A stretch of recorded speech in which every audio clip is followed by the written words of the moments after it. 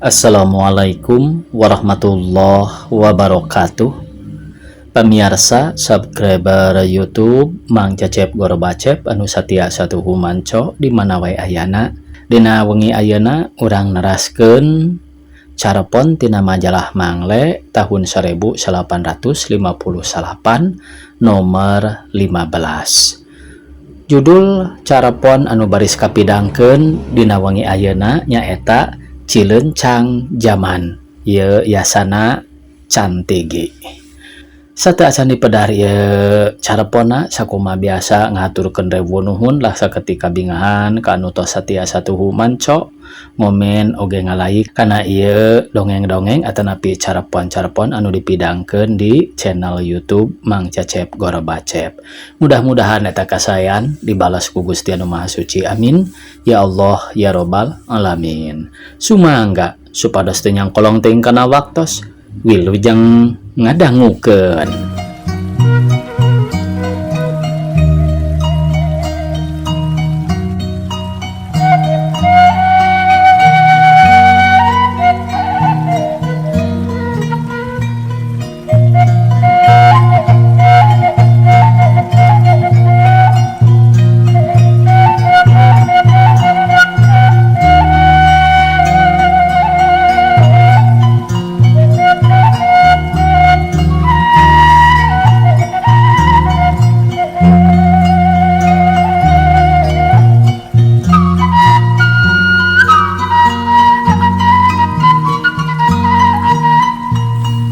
Angin letik nebak musa pucuk hiris indit kajauhna datang ti anggangna. Ti nyahoeun tas di mana reka mana ukur ngaliwat iseng-iseng ulin dina dangdaunan. Panon poe keur manceran panasna nyerep nereptep lir nu nyesep uteuk jalma nu keur lalempang di jalan. Batu curi ting arenyai kapanasan dangdaunan layu alum semu ngabaeudan langit ngabalieur miceun beungeut embung nenco. Daun selong ngeluk tungkul lir mojang anu kasima pasarandog jeung jajaka lamunanana kapaksa milang panitih bari nyoo tungtung bajo. Daun awi semu kerung siga pisan pahereng-hereng jeung angin embungeun di bawah ulin. Di pangangonan sapi-sapi ting balecir muru ngaub kanu iuh sora kolotok nangkana ting kelentreng sada garing kapanasan milu nambahan bayeung yang siga pisan gura-giruh hayang tepi kana leuwih teu kuat ku cahya surya. Taneuh tegal meledug kasungkalan ku kukuna mulak ngelun lir nu seunggah balik deui ka asalna. Budak angon reuteum dina tangkal jamu batu sawareh ting dayagdag dina canir bari ngageberan maneh ku dudukuyna. Tegal panas ngentak-ngentak saung-saung kabeh eusi. Kitu deui saung nu di sisi jami najan saung paporogok hateupna ukur talahab dilebah dinya siga mah rada tiis. Katara pucuk hirisna ting arendag ting keleter siga pisan keur dipake luluncatan ku angin leutik nu keur ngaliwat. Nyelang heula ulin sakedeung di dinya eusina jalma saurang keur diuk nyang hunjar lambar semulung se ngagigirkeun dudukuy cetok. Kawasna bae keur ngoyos nyelang ngiuhan sakedeung ku teu kawawa ku panas kesangna ngucur beungeutna geuneuk lir gandola sumedeng asa kulit hideung heug kapoe geus moe siga naon deui. Manehna ngarahu semu nunahna tapi tina heos sorana mah sada leuwih loba aralna batan capena. Mun nili kana dangongna kawas-kawas teu biasa manehna teh gawe kitu beda jeung tukang tani nu lumrah kulitna rada bersih bajuna najan kalotor henteu semu-semu ngampung komo lamun seug nyaho ngaranna. Manehna sorangan geus teresepeun kana ngaranna tapi tatanggana keukeuh nyebut ka manehna teh Marice. Unggal ngaran Marice geus moal buatang tu awewe kulantaran manehna oge ngaran Marice geus barang tang tu Marice nu ieu ge lain lalaki. Marice jelema aneh lain aneh dumeh bisa ilmu sihir atawa loba kabisa kana sihir teu mantra-mantra. Boro-boro bisa ngadenge jampena ge acan. Malah baheula ge basa kanyanyerian ku si Toha tetanggana dibelaan ngadadak ngajual samping sagala keur mayar kanini entuy tukang pelet di lemburna. Atuh kana rea kabisa geus taya basa susuganan da sakola nage ngan tepi ka kelas 3. Kaanehan manehna ngan dina ngaran lain nu meh beda ti ngaran jelema kampung, tapi ieu mah lantaran meral manjangan cara umurna. Waktu umur manehna nincak kana 16 tahun ngaranna tambah saengang, cindakna baheula mah ngaranna teh lain Marice tapi Mari. Malah baturna mah si Mari nyebutna teu kurang teu leuwih. Marice anak Madsanip urang nanggung, indungna Esih tunggal urang nanggung keneh, malah ka Madsanip teh acan jauh-jauh teuing masih keneh kapi paman. Jadi menurutkeun pancakaki masih Marice teh ka bapana kapi aki ti indungna ka indungna kapi lanceuk ti bapana. Najan kitu manehna mah teu jadi keder, biasa bae ka bapana nyebut abah, ka indungna nyebut Esih. Nyebut ngaran kanu jadi indung keur manehna mah lain culangung, da kituna teh nurutan bapana. Madsanip sorangan teu pipilueun, malah ngarti oge henteu ngaran anakna make nambahan. Atuh si Marina sorangan boro-boro hayang teu ngimpi-ngimpi acan arek boga ngaran kitu. Manehna lain model budak ayeuna nu sok resep nambahan ngaran, boh ti indung, boh ti bapa. Marice teh golondongan tedak terah tukang tani, tulen anak bulu taneuh. Sigana bae dina ditambahan anak lamun ku Madsanip sorangan mah lain ku ce tapi ku atawa am. Sok rajeun ari keur ambak manehna nyebut Marijem atawa Mariwet. Lain-lain beunang Madsanip bangsa make ce kitu mah. Boro-boro nu kitu nyahona ganti-ganti pamarentah oge lain tina koran manehna mah tapi tina rupa duit. Ti zaman duit cap wayang terus kana duit Jepang, ori, duit beureum nepi ka cap Ajeng Kartini, keur manehna mah hiji-hijina ciri ganti-ganti pamarentahan. Malah anyar keneh nyahoeun yen Presiden Soekarno lain Raja Indonesia oge. Kana kacap merdeka rada ngarti soteh sanggeus 3 kali barimpun di balai desa, geus lain boa teu ngartieun anak kana pemilihan umum. Da basa mamatahan pamajikanana oge kieu cenah. Ka Desia Esih nyolok teh salah.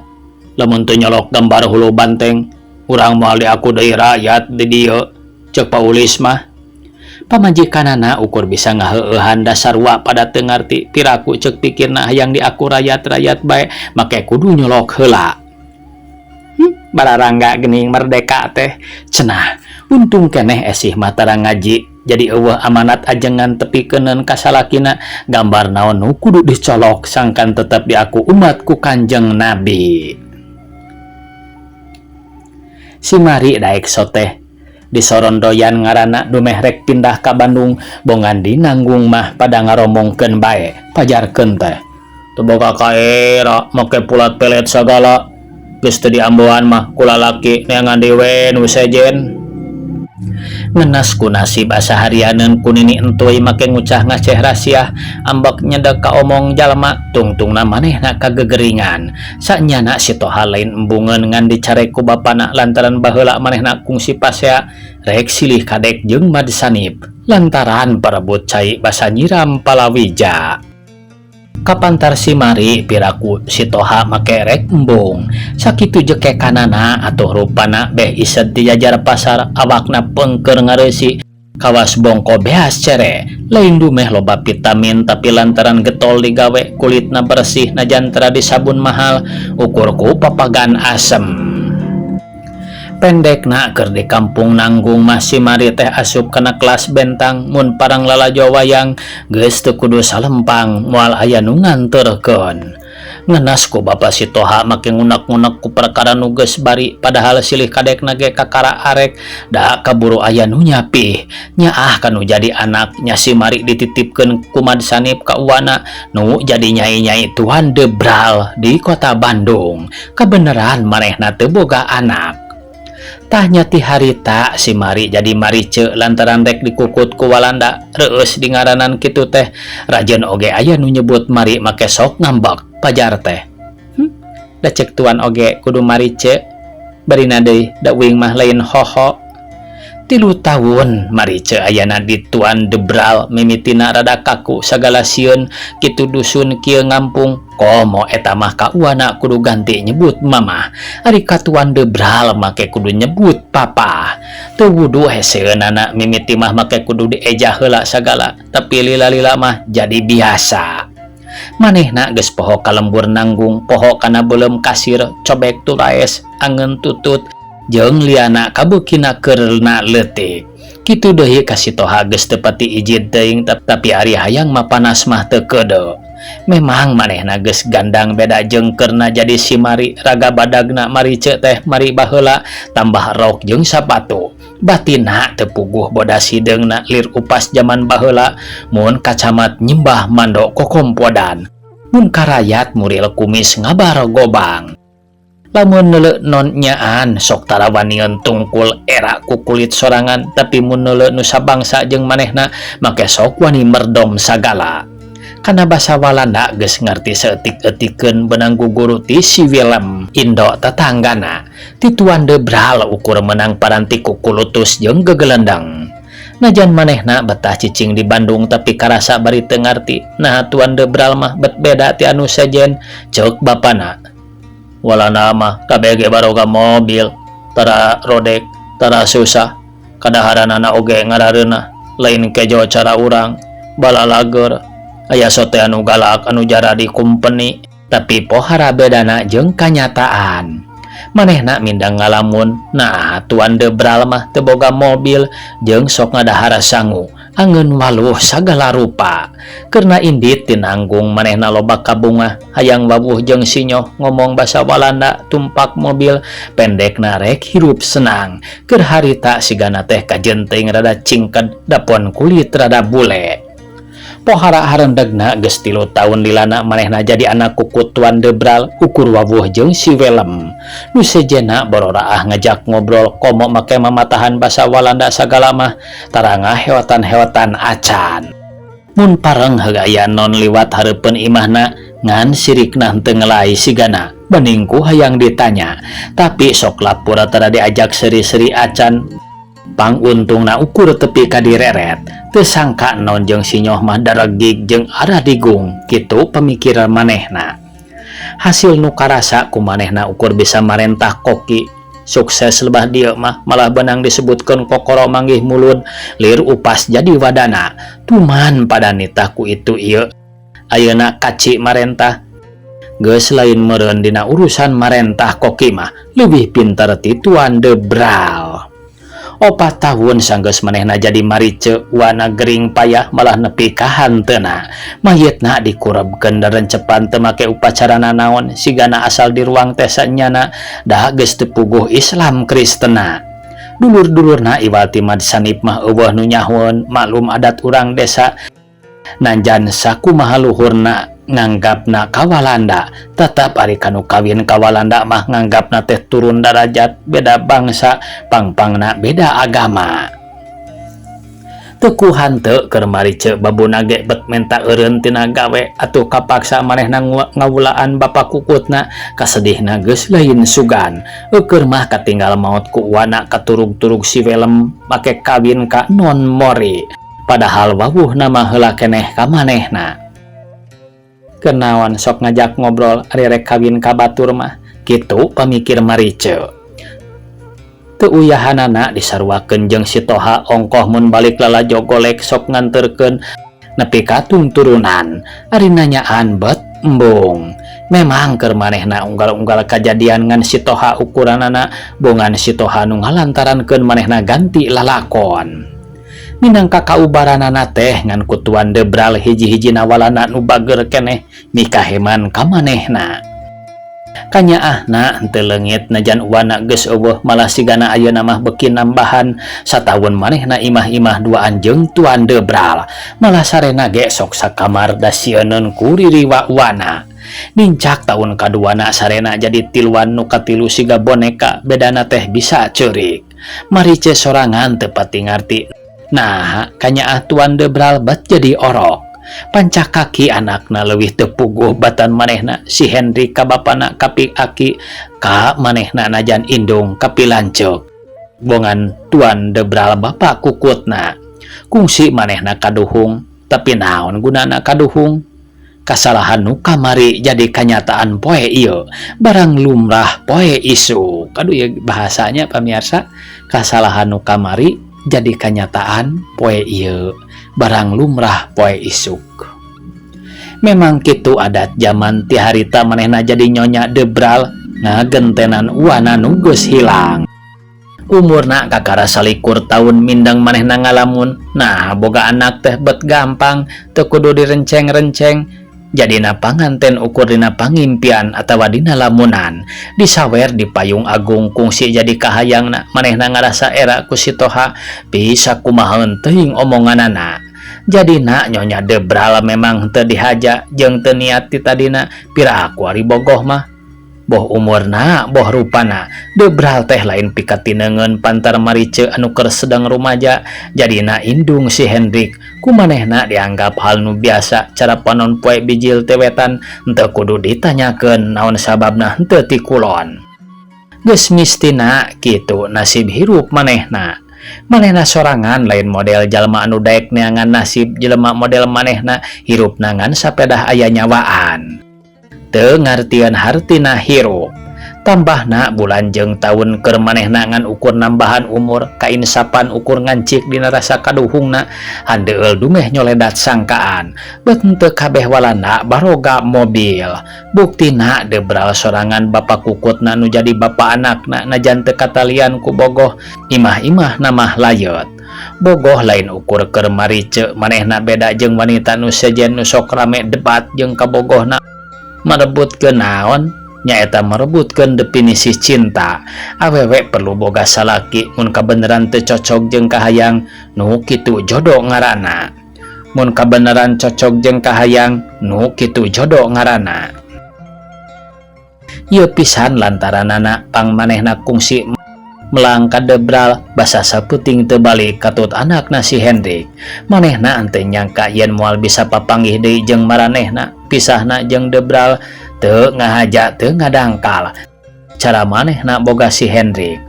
Dua kajadian nu teu dihaja tapi gede pangaruhna kana jiwana, saputing jeput manehna ngadago-dago salaki katut anakna, cengkat-cengkat kagareuwahkeun ku surapanto nu digedor ti luar.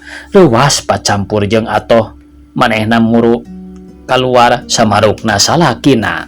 Ari bray sing horeng jelema pendek mawa bedil di baju hejo, mimitina manehna nyangka cina da panona rada sipit, tapi piraku aya cina bet culangung meni ngagedor imah walana jeung ngomongna satengah haok polotot. Najan 8/10 na omonganana teu kahartieun, tapi ari maksudna mah kaharti, cenah dununganana geus dibui sarta imahna jadi milik pamarentah. Kecap nu mindang kadenge tapi tetep teu kahartieun nya eta nipong. Lantaran diamangan bedil manehna teu bisa majar kumaha kapaksa ukur nempokeun semahna asup ka imah ngajingjing ransel pakean. Teu adeuh napisan bet nyokot kamar manehna nu minangka pangalusna digeunggeureukkeun kalah ka nyabok, nurus tunjungna tas nyabok teh lain ngupahan. Kalah nitahna heureus cai. Kapaksa najan bari rumanggieng marice indit ka dapur, hatena peurih lir raheut diuyah asem, ras kasalaki jeung anakna, ras deui ka semah nu kakarajol, tetela dan teu mabok, keukeuh manehna teu ngarti. Sorena soldadu Jepang teh eueuh 2 poe teu balik-balik, najan kitu manehna teu wani ingkah, dah diancam rek dibedil jeung imahna rek diduruk. Poe katiluna datang deui bari mawa kadaharan mawa beas sagala rupa. Poe eta manehna diangkat jadi koki ku si soldadu, teu meunang ingkah kudu tetep tunggu imah. Katilu mingguna si Jepang teh rada mindang cicing di imah, kawasna bae geus teu pati loba uruseun jeung si marice geus rada wawuh, malah kungsi ngajak seuri sagala rupa. Menangna cabok mun diitung geus 4 kali. Lantaran unggal ditanyakeun ka mana nyonya, manehna sok ngaku sorangan ari marukan si Jepang ngabunian jeung nyumputkeun, da ka manehna mah tetep nyangka babuna. kalah ku unggal poe lila-lila manehna ngarasa tuman hirup bareng jeung jalma nu gede ambek gampang nyabok jeung nyarekan.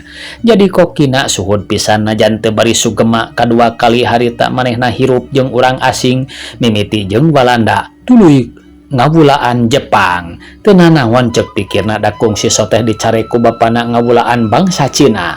Ari Jepang mah teu kungsi disebut-sebut, komo beuki lila mah Jepang teh bet beuki bager sugan rada era nyarekan nu geus wawuh mah. Mindang mun manehna dipanggil ka kamar dununganana tara bisa ngira-ngira nah rek dititah mencetan atawa rek dicarekan lantaran pasakanana henteu kapake. Tapi boh tas mencetan boh tas dicarekan oge panganggesanana mah sarua bae manehna tara meunang bijil deui, kudu terus cicing di dinya disetrap nepi ka isu. 3 tahun leuwih manehna saimah jeung urang Jepang geus 4 kali ganti dunungan sabab nu ngeusian imahna teh ganti-ganti henteu anggar. Anehna adatna kabeh sarua mimitina kabeh galak, mere kadaharan, nitah masak, ngambek, nyabok, tuluy nitah ngendong di kamarna. Duka senang duka kumaha kalah kutuman marice teh jadi lintuh tambah gendut katenjona. Tapi heuleut 4 bulan begang deui sabiasa ngan di imahna tambah jiwa hiji deui. Cara bungkeulekeun kanyaah debral baheula bedana teh rada hideung jeung panonna rada sipit. Nilikana panonna mah geus moal boa bapana teh nu opatan ngan duka ngala ka saha. Marice teu bingung ieu da hirupna teu bari mikir ukur pedah nyawaan teh sanyana. Teu nanaon keur manehna najan can jadi panganten geus boga anak 2 ge. Naon perluna direnceng-renceng ceuk pikirna. Da kabeh ge nyocok di orok. Nu nyaheun cara bapak kukutna mere orok, nu gede ambak cara Jepang mere orok. Malah kaduhungeun make kungsi bogoh ka sitoha sagala. Cek pikiranana hayang anak mah teu kudu make bobogohan sagala, sigana mun deukeut mah kanini entoy dipenta deui da duit samping urut muruhan melet baheula teh. Najan teu pati bager Jepang nu nomor 4 mah rek inditna teh make ninggalan lawon jeung duit sagala, manehna sorangan rada heran. Ayeuna mah eueuh gantina malah di jalan oge geus langka aya Jepang jalan-jalan. Teu kungsi sabulan manehna nampa parentah yen kudu ngungsi najan bari teu ngarti manehna kapaksa nurut. Kitu oge balik ka nanggung mah teu wanieun ngungsina ka warung jambu, kapaksa manehna hirup sangsara, kurang dahar kurang sare. Harita manehna kakara ngarasa untung yen kungsi jadi anak madsanip kungsi beki sampe jeung daun genyer hiji kain sapan anu luar biasa keur ukuran marice mah. 4 bulan manehna di pangungsian bandana geus meh beak ditukurkeun kana dahareun. Tinggal baju 2 siki kitu oge rok wungkul mangkaning kadua anak. Urang kampung eueuh nu ngahlar-lar ka manehna da disangka nyai-nyai bongan anakna nya pendeknya sipit. Teu disangka mata-mata ge pira-pira. Waktu baturna ria baralik deui ka Bandung manehna ge milu indit maksudna mah rek neang deui imahna. Tapi lapur datang teh geus dieusian ku batur malah kabeh di baju hejo baroga bedil. Nu jadi pikiranana teh ngan kurupana betna Walanda araya di Bandung. Sanajan manehna bebeakan ngaku nyonya tuan debral, tapi kudu ngeusian imah teh kalah kadiseungseurikeun. Pajar teh moalnya anak debral siga Jepang ngenes nu aya manehna ubek-ubekan sapoe jeput neangan keur geusan ngancik. Kabeneran panggih jeung Cina sobat uwana najan geus kolot anakna mah jalma beunghar saheulaanan manehna cicing di dinya. Malah anakna mah da siga Cina dijual kanu boga imah 100 perak duit beureum. Manehna meuli warung leutik sisi jalan salawe perak tuluy dagang sagala rupa. Tunggu warungna mindang sok bari ngalamun nginget-nginget lacak hirupna keur manehna riweuh teuing lamun kudu mikiran kaayaan nu sakitu gancang robahna. Ti mimiti parawan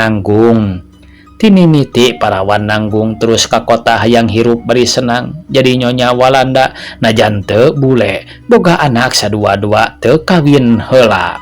Kabeh ukur ngancik dina ingetan naon sababna pang kitu manehna teu ngartieun. Sakapung osok oge manehna heran nanaonan cenah make aya nipong Indonesia sagala hayoh make aya Pasundan. Acan kungsi ngartieun kana kecap-kecap nu tadi manehna geus poho deui da kaburu ku nyaksian Walanda naringgalkeun kota Bandung. Manehna ingat deui ka Debral, ka anakna si Hendrik. Manehna ukur bisa nemleuhkeun ka si Toha. Cacak mun eueuh si eta meureun manehna teh teu kudu aber-aberan riung mungpulung jeung kolot jeung kabeh batur salemburna. Acan beak kasedihna beteu ku hanteu manehna ge kudu ingkah. Duka naon alasanana manehna ge teu nyahoon. Mimitina mah samarukna manehna dianggap Walanda keneh pada urut Nyonya Debral malah make boga sangka rek dibawa ka nagri sagala rupa, rek ditepungkeun jeung Debral. Tapi sangka anak kabeh nyalahan sing horeng tanah nu dicicingan anak geus dijual ku nu boga ka urang Cina. Najan dagang keur meujeuhna laku kapaksa manehna ingkah niata mah rek nyiar deui gantina. Tapi Bandung harita geus rame neangan imah lain pagawean babari cara keur balik ti pangungsian. Sabulan nilana manehna atrok-atrokan neangan tempat rada beh kota tapi teu manggih simpenanana geus meh beak dipake dahar jeung mayar sewa kamar saheulaanan. Memeh manehna bisa ngawarung.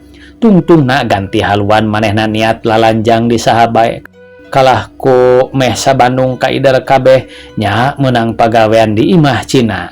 Lalanjang di Walanda mah teu daekeun sieun kagagas meureun mun seug urang mah. Jeung deui ka Walanda teh teu pati resepeun sapraktas ngungsi mah. Cara kana hal-hal anu sejen kana hal ieu manehna teu ngartieun deui bae naon sababna sigana bae keur manehna di pangungsian mindeng teuing ngadengen nu ngagogoreng Walanda. Mimitina mah manehna sok tampi raos marukankeun ka manehna. Aya keneh reueusna mah kungsi jadi Nyonya Debral teh lantaran Jepang mah tara disebut-sebut kakara manehna yakin yen lain manehna nu disindiran. Mun kitu mah cek pikirna urang warung jambu teh culangung kabeh teu nyaho adat tatuan teu make wani nyebut si bule. Hadena aing teu bule cenah. Dununganana nu anyar acan kolot-kolot teuing kitulah mun ninggang di samping mah kakara arek lalayu sekar ngan dunungan awewena antek ku cerewedna. Malum adat awewe Cina nu kajenan teh nginangkan nu pegona mun di urang mah lantaran anakna sakola di Jakarta manehna mindeng pulang anting ngalongokan. Ari salakina mah lantaran noko tara indit. Dunungan lalakina kajenan ngantek boranganana. Mindeng pisan namun nyonyana keur ka Jakarta teh sok ngendong kamari ce da sieun juri ge cenah. Ingat yen manehna ge kungsi ngendong di kamarna Tuan Debral lantaran sieun diriwa manehna teu wani nyaram. Kur sataun satengah manehna cicing di dinya kapaksa geus nyingkah deui ceuk tetangga-tetanggana mah meureun pedah jadi kedul digawe da awakna ngalim Tuhan. Jadi gendut marice teh ayeuna mah berat ku awak pantesna. Manehna bingung nu aya mikir ka mana piloseun kaditu bingung ka dieu susah tungtungna ingat ka lembur pangbalikan unggal jalma nu geus gagal dina ngumbara era-era ge marice maksakeun maneh balik ka nanggung. Bujrud earna dulur-dulurna geus lain meureun 10 tahun marice teu balik-balik malah disangka geus hilang. Kari-kari bet kurunyung.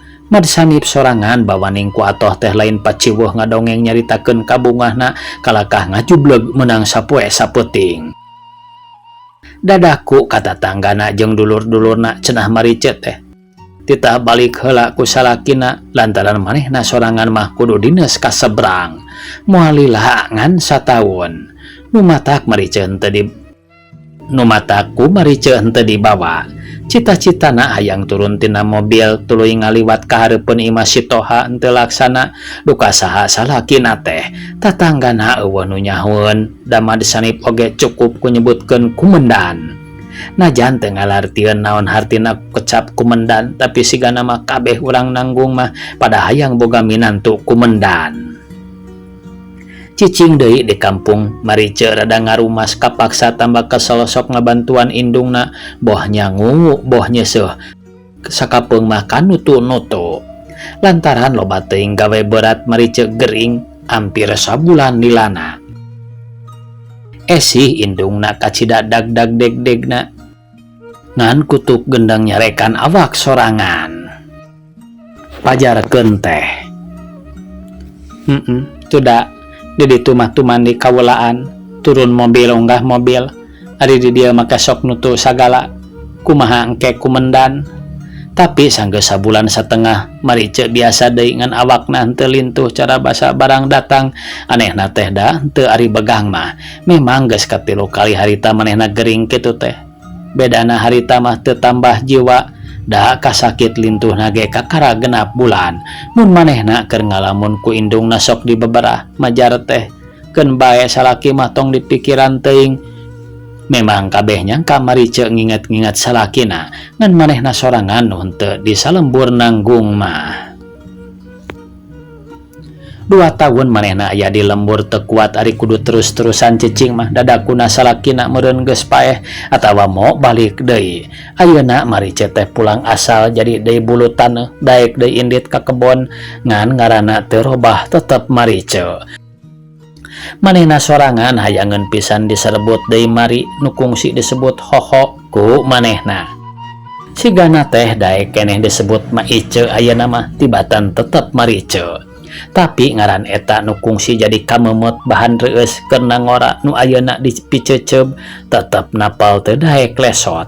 Manehna sorangan teu kawasa nolak panyebut nu sejen. Marice di kampung nanggung lain marice cara di kota di jangskop tumpak brompit ka sakola. Manehna marice anak madesanip unggal isuk sok kapanggih rek ka gunung diduduk kuy ngajingjing kored rek ngoyos miara kebon. Harita manehna reureuh di saung keur diuk nyang hunjar lambar sumulung se teu kuat ku hawa panas. Angin leutik nebak Musa pucuk hiris indit kajauhna datang ti anggangna ukur ngaliwat iseng-iseng ulin dina dangdaunan teu nyahoeun tas ti mana rek ka mana. Tama cenah ieu pamiarsa carpon anu judulna Cilencang Zaman. Aduh narioskeun ieu painten ieu mah nya sejarah orang cenah pamirsa ku Belanda ku Jepang teras ku Belanda deui. Sakitu anu tiasa kapihatur. Wassalamualaikum warahmatullahi wabarakatuh.